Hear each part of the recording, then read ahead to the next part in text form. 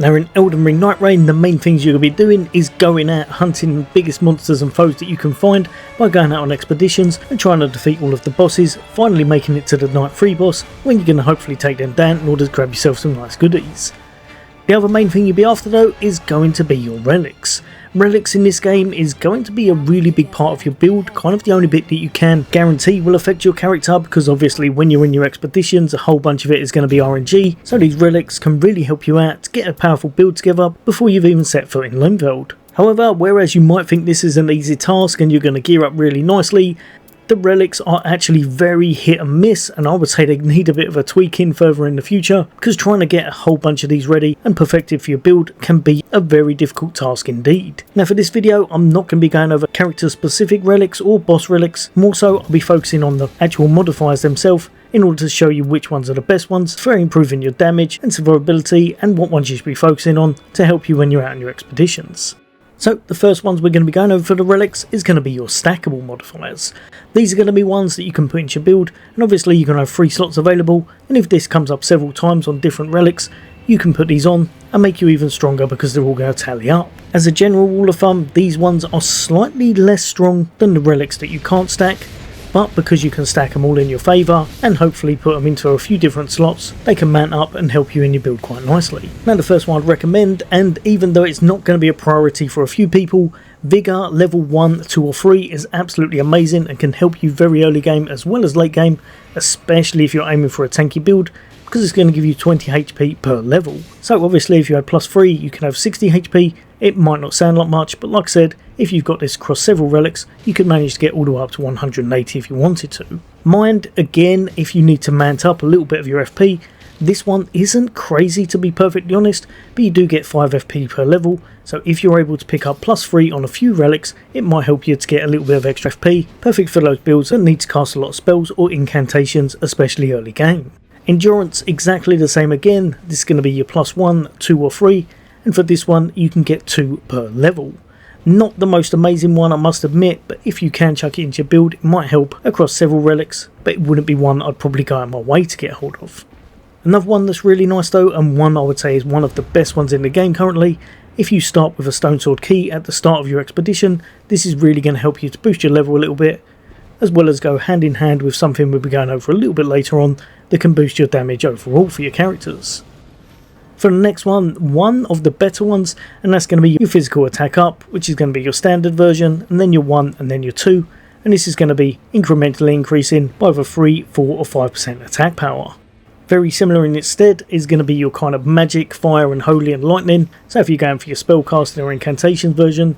this is going to be exactly the same as the last one, but a little bit more damage, giving you either 4.5, 5.5 or 6.5 if you manage to get that free tier relic going.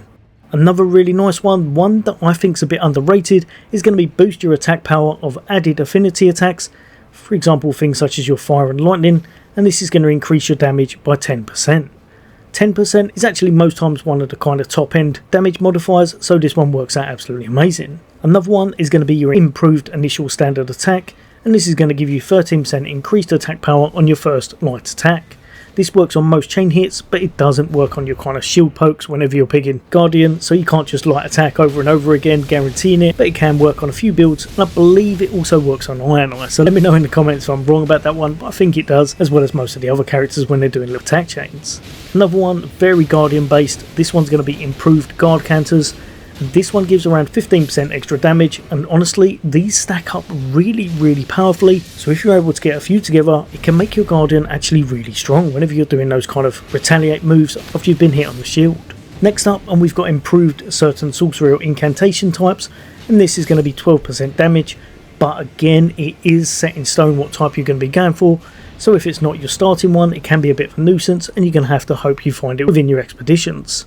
Another one, very similar vein, is going to be improved raw breath attack damage, and again this is going to increase it by 15% increased damage, which is quite a powerful buff indeed.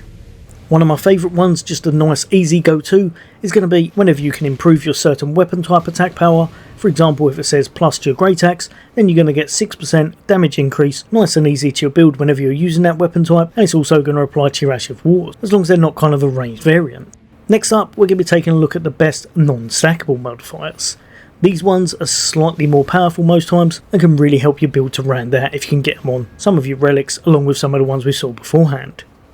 First one is going to be whenever you swap your weapons, this is going to boost your attack power and it's going to increase your physical damage by 10% for 10 seconds. Like we saw earlier, another great Guardian one, this is going to be Guard Counter, is given a boost based on your remaining HP, and if you can get your character very high health, depending on that and the weapon type, it seems to give you around about 15 to 30% increased damage, which can be massive on a Guardian as long as you're able to retaliate and do a bit of damage, especially when you're able to pull off those guard counters that we saw. Next up, and we've got the absolute best modifier in the game if you're trying to stay alive and grab a whole bunch of your health back, and that's going to be partial HP restoration on post damage attacks. Basically what this means is within a certain time frame, I believe it's somewhere between 2 to 3 seconds, when the enemy hits you, knocks off a whole bunch of your health, you'll be able to recuperate it as long as you're hitting them back and damaging them, regaining it in the process. If they hit you too hard though, over and over again, you will lose it, so you do have to be mindful when you're choosing to attack them. Over to what's probably the most powerful buff in the game currently, and that's going to be this one right here, where your attack power is increased for each Evergale prisoner beaten. It works out to roughly around about 5% per one, and sometimes I've seen up to 8 of these Evergales around the map, so like we saw earlier, if you can start with a stone sword key, that's going to work out ideal, or you're going to grab them from the great churches, or some of the forts, in order to open these up as much as possible, and the more you can get hold of, the more it's going to boost your overall attack power of your characters.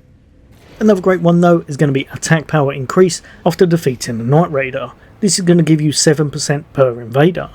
These aren't always on the map, but if you have got this equipped and they're going to be coming up, it's going to be whenever the purple bubble is over on your map, indicating that you need to go over to there, and as you tackle these foes, they're going to give you 7% for each one you manage to defeat. Sometimes you can get a few of these in certain areas, allowing you to get a very big increase. For our next one, and this one is more so aimed towards Raider, but it does work on a few classes. Taking damage is going to improve your attack power, and it's going to give you a 15% increased attack power boost whenever you are taking a bit of hit, but it doesn't include whenever you're completely blocking damage. This works really well on Raider, especially when you're using your retaliate move, so if you can manage to put this into a build, using it hand in hand with that skill is going to really help you to net a whole bunch of extra damage. Another really strong one that can work in a lot of status builds is going to be your attack power is up whenever you're facing frostbitten, poisoned or rot affected enemies, and this is going to mean you give 10% increased damage to those. Another one that I really like that I didn't realise was as good as it actually is, and that's going to be raise your max FP permanently by increasing it after releasing a Sorcerer's Rise mechanism. This is going to increase it by 18% and can be really efficient for anyone who wants a high FP pool, perfect for those spellcasters out there that like to dish out a whole bunch of damage. Another one that I've started to use a lot more often than I did do beforehand is going to be improved attack power with 3 times a certain weapon in your inventory, for example 3 axes. This is going to give you 10% increased attack power, and after a while you'll learn that it's really easy to pull this off for almost every one of your classes, and even though it is going to be a bit of a lucky dip because they might not have the perfect rolled stats on them that you want when you're picking them up to buff your build, it does mean you're guaranteed an extra 10% damage, which you can put into your build very early on this way. Another nice one, max HP up with 3+ shields in your inventory, similar to the last one but this time with shields, and that's going to net you 200 extra HP. Remember, with some classes like the Guardian, a lot revolves them having a high health pool, as well as the fact you don't want them to fall over, so this can be a great one to have on them if you manage to find it on one of your relics. Again, another really nice one to have hold of, Flask also heals all allies, and it gives them 50% of your Flask HP. This is in a set radius, I don't know exactly how large it is, but I know you haven't got the craziest distance with it, but as long as you can pull it off, this will work really good in the group in order to help heal them more often. Another one, increase maximum HP, nice and simple. This is going to give you 100 HP extra on your build, which funnily enough could be one of the better ones to pick up if you're trying to make sure you don't fall over very early game. Another one you might want to focus on if you're using things like your Recluse or your Revenant would be your max FP up with 3+ staves in your inventory, and this is going to give you 50 extra FP. If you start putting this hand in hand with some of the other stuff we've got going on, like the Sorcerer's Rise ones, you can really get a nice pool of FP going, which can help you out massively on those Night 3 bosses.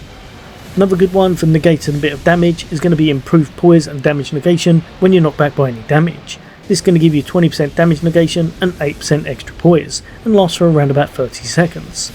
Not going to be for every build, but for those tanky builds it might be something you want to look at, especially when you're using it hand in hand with the next one we got going on, which is going to be improved your damage negation at low health, which I believe is around about under 20, and you get 25% damage negation overall for it. Perfect if you have a lot of health going on your build, especially if you're pairing it up with the one we saw beforehand. But yeah, those ones are pretty much my top picks for your relic modifiers that you should be looking at. Hopefully you've got a better grasp now of the exact percentages that they give you and why you should be picking these. But remember, as a general rule of thumb, try and grab hold of all of those ones that you can put on your build that don't stack across several relics, and then if you have got some stackable modifiers on there as well, that's going to work out absolutely ideal. Again, like I said, I will be focusing more on the character ones and boss relics and a whole bunch of starter kits a little bit later on in another video further down the line, but hopefully this helped a few of you guys and girls out. As always, for all things gaming, take care. I'll see you on the next day.